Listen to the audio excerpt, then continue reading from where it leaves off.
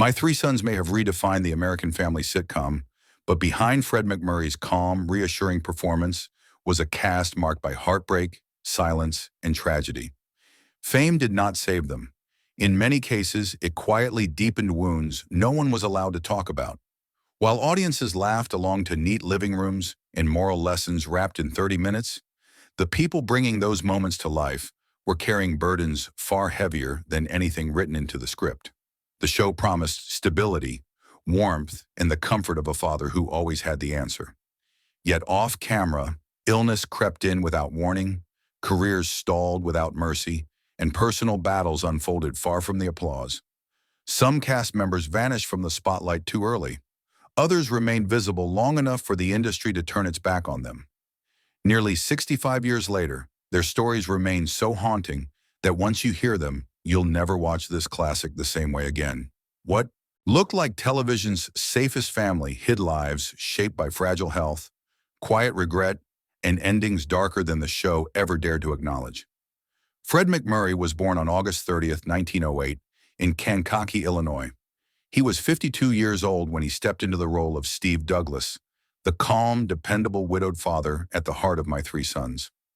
By the time the series premiered in 1960, MacMurray was already an established Hollywood star with decades of film success behind him, known for both wholesome roles and darker dramatic performances. But behind that reassuring television presence was a man already fighting a quiet war with his own body. Years before joining the show, MacMurray had been diagnosed with colon cancer, a life-threatening illness that required major surgery and left lasting damage. While audiences saw strength and stability, he worked through chronic fatigue, physical pain, and the constant fear of relapse. The weight of maintaining a flawless fatherly image, while privately managing serious health concerns, shaped every year of his time on the series. As the years passed, the strain became undeniable.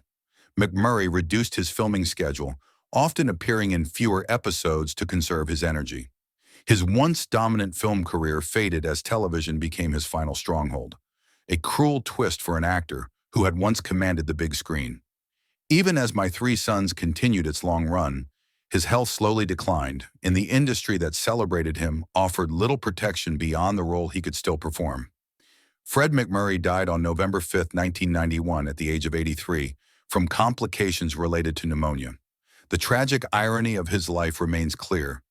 Television's most reliable father spent decades battling illness behind the scenes, carrying the weight of strength while his body quietly weakened.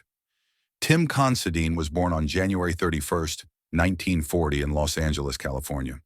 He was just 20 years old when he took on the role of Mike Douglas, the eldest son, a character defined by responsibility and early maturity. At the time, Considine was considered a rising television star, already familiar to audiences and positioned for long-term success. Yet beneath that promising start, pressure was building fast. Early fame brought strict contracts, limited creative freedom, and constant expectations to fit a carefully managed image.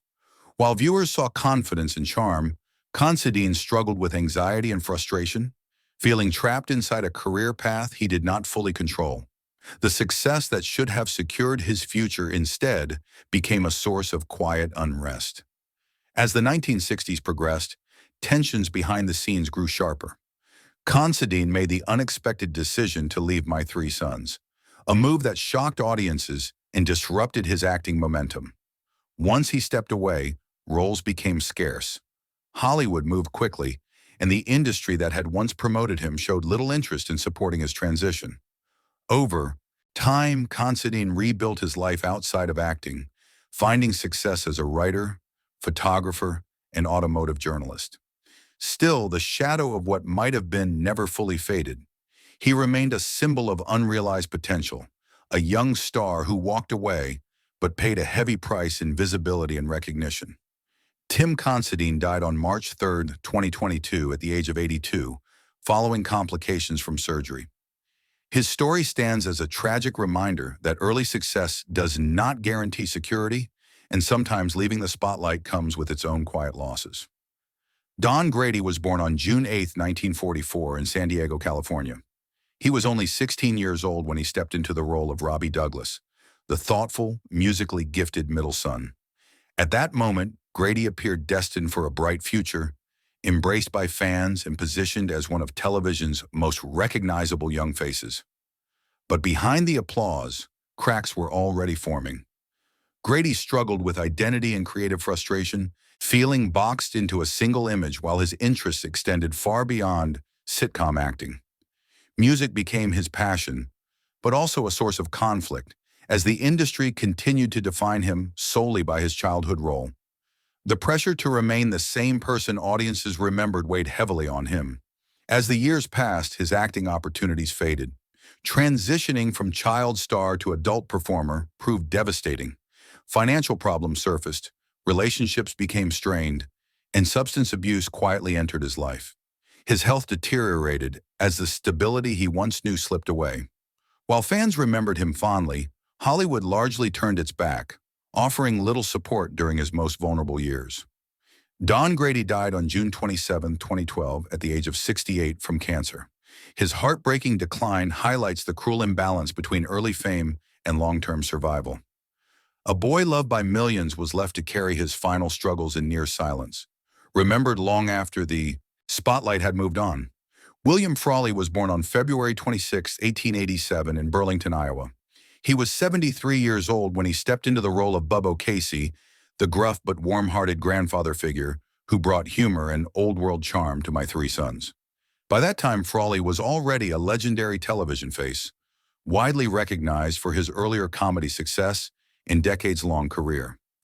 But behind the laughter was a man whose life was shadowed by severe personal struggles. Frawley had battled alcoholism for much of his adult life, a habit that steadily eroded his health and reliability. While audiences enjoyed his sharp wit and impeccable timing, producers worried constantly about his condition. His body carried the weight of years of excess, even as he continued to perform with remarkable skill. As the early 1960s progressed, his decline became impossible to ignore. Insurance companies grew concerned, and his health issues began disrupting production schedules. Despite his popularity, Frawley was ultimately removed from the show, a devastating blow that reflected how quickly aging performers could be discarded. The industry that celebrated his talent offered little compassion once he became a liability. William Frawley died on March 27, 1966, at the age of 79 after suffering a heart attack. His tragic fate lies in the contrast between the joy he gave audiences and the loneliness of his final years. A man who helped define television comedy was quietly left behind as his body failed him. William Demarest was born on February 27, 1892, in St. Paul, Minnesota. He was already in his late 60s when he joined My Three Sons as Uncle Charlie O'Casey, the loud, lovable replacement for Bub, whose booming personality added new energy to the series. At that stage, Demarest was a seasoned character actor with an extensive film and television resume. Yet beneath his commanding presence was a body worn down by decades of relentless work. Demarest had spent his life moving from set to set, rarely slowing down, rarely resting. While he appeared physically strong on screen, age and accumulated strain were taking their toll. Long hours and the demands of television production became increasingly difficult to endure. As the years passed, his health steadily declined. Though he remained committed to his role, the signs of exhaustion became more visible. Unlike younger actors, Demarest had no luxury of reinvention or retreat. When the show ended, so did the last major chapter of his career, leaving him with fading opportunities and limited recognition for a lifetime of contribution. William Demarest died on December 28, 1983, at the age of 91, from natural causes. His legacy is marked by resilience, but also by the quiet cost of a career that never truly slowed. He gave decades to entertainment, yet his final years unfolded far from the spotlight he helped sustain. Beverly Garland was born on October 17, 1926, in Santa Cruz, California. She joined My Three Sons as Barbara Harper Douglas, Steve Douglas's second wife, stepping into a role that carried immense pressure. At the time, Garland was a well-established actress with experience in film, television, and genre productions.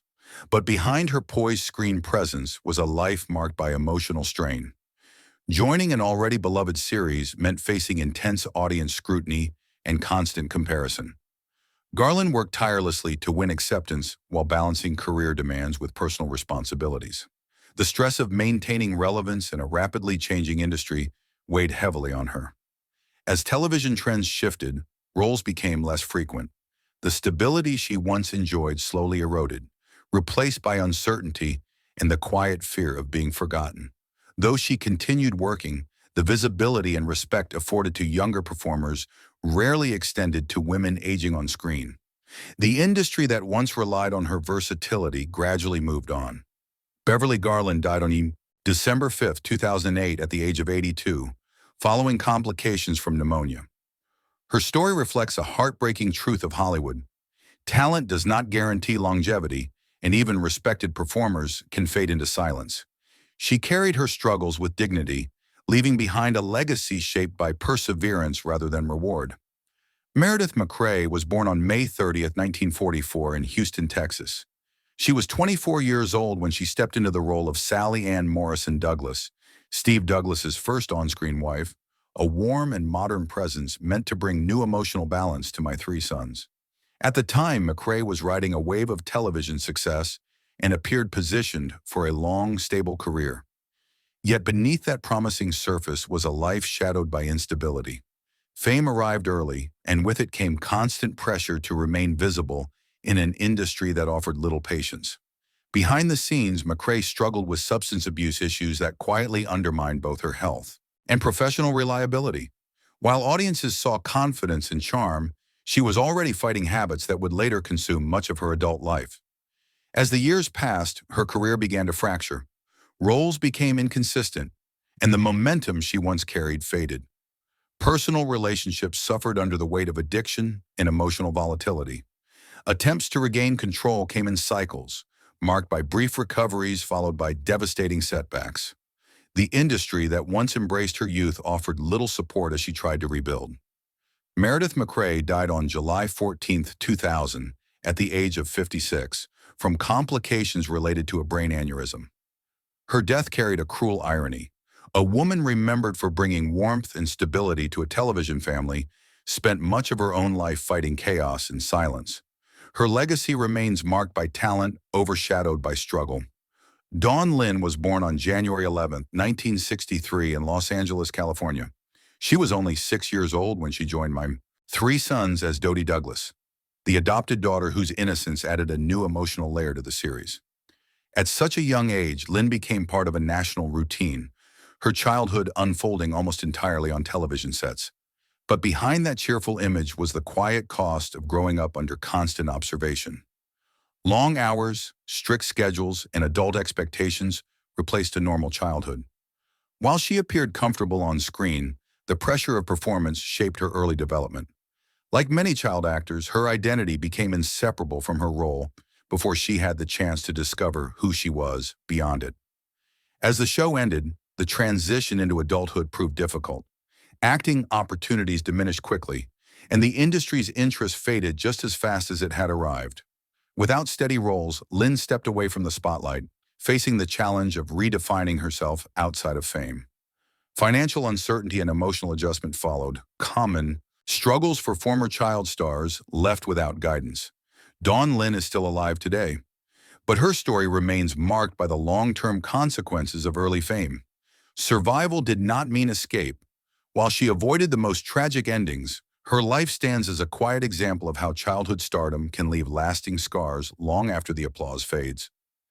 Nearly 65 years later, My Three Sons remains a family sitcom classic. Yet the real lives behind it are far more tragic than any emotional moment on screen. From silent illnesses to personal collapse, from forgotten legends to careers cut short, every member of the cast carried a story the cameras never captured. The laughter was real, but so was the suffering that followed them long after the final episode aired. Which journey struck you the most? Comment below, and don't forget to subscribe as we continue uncovering the forgotten truths behind Hollywood's most beloved legends.